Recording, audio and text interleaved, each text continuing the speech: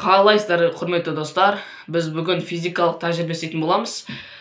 Бұл жерде менің мақсатым сіздерге инерциялық заңдылықты дәлелдейтін болам, және қалай орындалатынын көрсететін болам. Бізге жай ғана су керек стакандағы.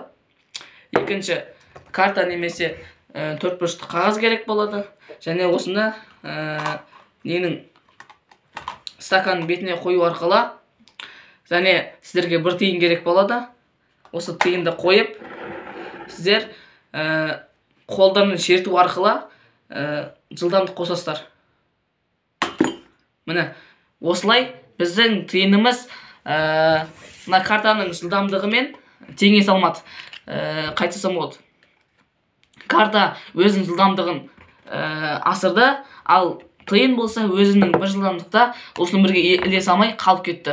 Осылай біз инерция заңдылығын немесе инерция құбылысын көрсете аламыз.